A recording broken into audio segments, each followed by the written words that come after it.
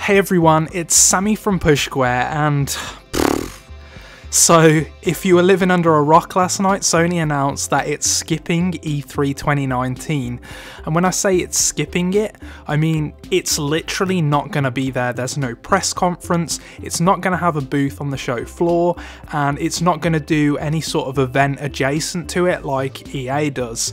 And now obviously this has sent shockwaves through the entire industry.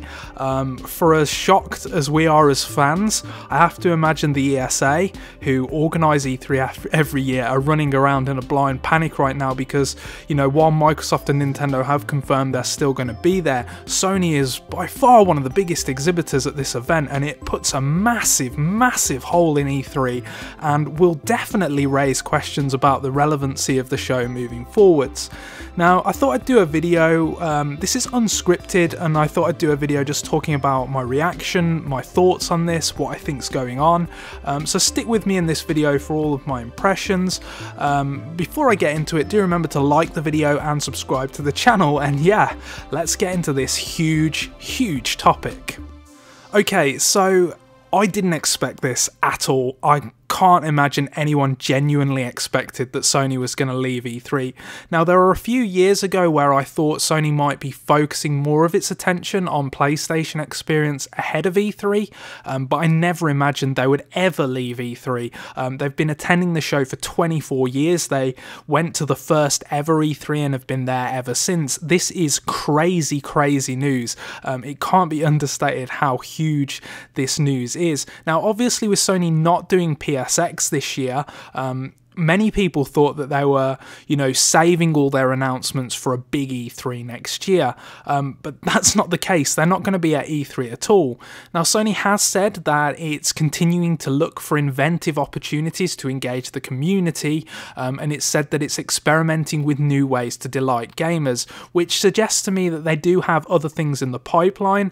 But one of my big criticisms with Sony at the moment is they don't tell us anything as fans. If you look on Sean Layden's Twitter account today, if you look on Shuhei Yoshida's Twitter account today, there's no comment on this at all. None of them have done interviews. In fact, Sony's executives haven't been doing interviews all year long, really.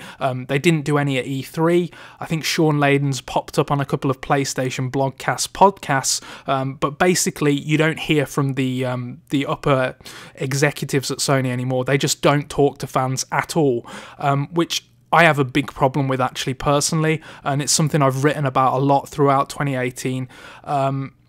So yeah, what does this news mean? Well, I think there are a few ways we can look at Sony skipping E3. The first way is that they want to do their own thing, and that's perfectly viable. I think we all expect PlayStation 5 to be announced at some point. A lot of the rumours are pointing to 2020 now, and that makes sense to me. The PS4 is still going very strongly. I don't think they need to introduce a new console next year. What's going to be interesting is whether the PS5 is coming in March 2020 or November 2020.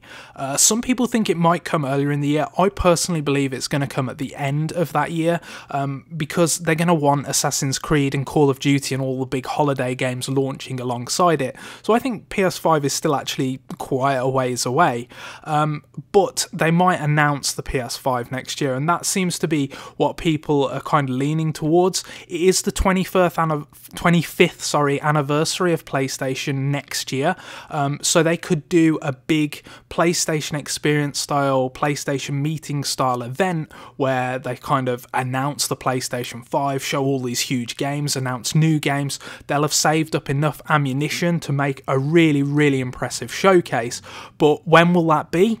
It's impossible to say. They're saying that they're not doing anything around E3, so presumably nothing in the summer. Does that mean we're not going to hear from Sony until the end of 2019, potentially? Who knows? You know, and this is my big problem. They don't speak to us as fans. They don't tell us anything.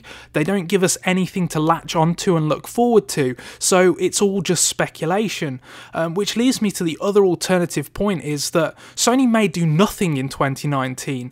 I think it's unlikely. That, like I say, it is the 25th anniversary, but Sony may do absolutely nothing in 2019 and just coast.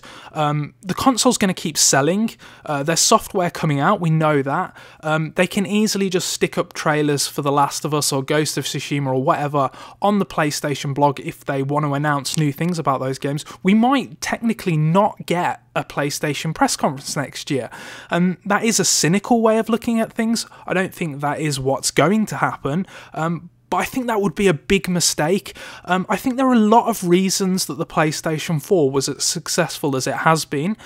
You can't attribute the console success to one single thing, but I think one big thing that they did really well was they continued to support the PlayStation 3 right through into the launch of the PlayStation 4. If you look back to 2013, they released God of War Ascension, they released The Last of Us, they released Beyond Two Souls, Puppeteer, Rain. There were loads of cool games coming out, Gran Turismo 6, and it felt like the PlayStation 3 was really on this upward surge right into the PlayStation 4, and it, you know, the PS4 picked up that momentum and took it forwards. Now, there's an argument that Sony over-supported the PS3. They should have dropped support earlier, and then they could have made the PS4's first year stronger, but I don't buy it. I think you need to support your console right up until the last minute before moving on, and I will be really, really disappointed and borderline angry if what they're going to do is just nothing next year, and they're just going to say nothing, they're going to do nothing, they're just going to let their momentum carry them, because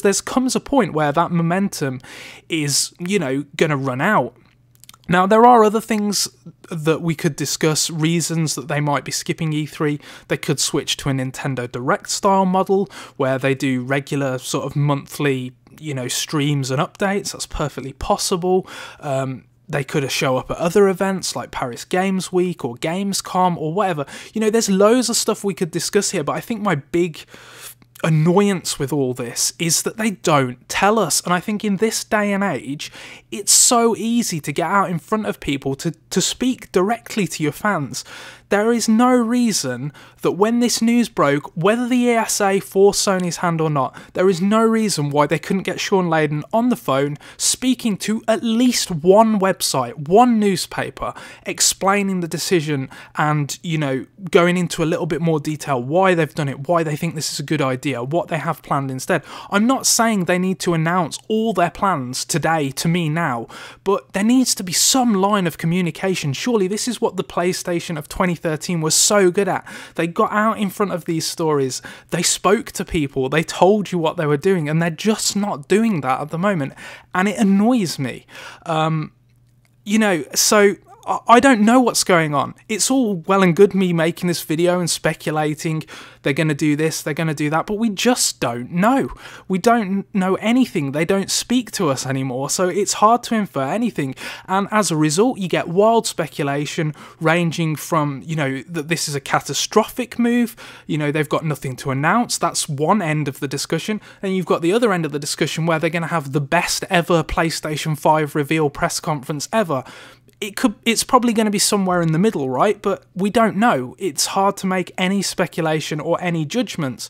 And what I said in my kind of reaction piece when I wrote up an article about this last night, which you can read on pushsquare.com, is I was like, we can't judge this decision until this time next year. Until we know what Sony did instead of E3, we can't say whether it was a good idea or not. At this moment in time, I personally think it looks like a bad idea, but I don't know what they're planning. You don't know what they're planning, only they know what they're planning. But because they don't tell us, because they don't engage us with anything anymore, you just sort of clinging at straws trying to guess what they're doing. I'm not happy with it at the moment. I think the Sony of 2013, the Sony that originally launched the PS4, would have got out ahead of this story. I think they would have interacted with people, and I think they would have made people see that what they were doing was actually cool. This may end up being cool. We may get something better than E3 in the end. It may also be a terrible decision, but I don't know that right now. You don't know that right now, and all we're left to do is discuss it and kind of guess and see what happens, basically. Now, do I think PlayStation is doomed? Do I think that, you know, it's the end of the road for PlayStation? All the ridiculous exaggerations that you tend to get on forums and on social media? Of course not. It's nothing like that. PlayStation's still going to have a great year next year. There's loads of games coming out. There's tons to be excited about. I just think they need to stop. They're sort of sleepwalking into unforced errors, I think. They keep doing these things, these weird decisions that may end up being fine, but there's no communication around them to make you realise why they're doing them and why they're cool. And that's just kind of my reaction to it at the moment. It's hard to say any more until we see what Sony actually does. I hope it turns out cool. I hope they know what they're doing, and looking at the kind of year they've had, with the number of games they've had, and with the sales numbers and everything like that, you have to say that this company knows what it's doing, because they keep surpassing expectations and, you know, improving year on year. But I don't know, man. This announcement, it frustrates. It's not so much the announcement that annoyed me. If they want to skip E3, fine. It's the way they handle it and the way they don't communicate around it that really irritates me. And the fact that we haven't heard from any of Sony's executives all year long just compounds the problem for me. They're far too quiet. And they're not engaging fans in the way that they used to. In fact, I'd argue they're actually shutting us out. But that's just my opinion. You may have a different one. I'd love to hear it in the comment section below. Like I said, this video wasn't scripted, but I had some things to get off my chest. Do let me know what you think in the comment section below. Thank you so much for watching. And until next time, yeah, like the video, subscribe and all that good stuff. Cheers, bye.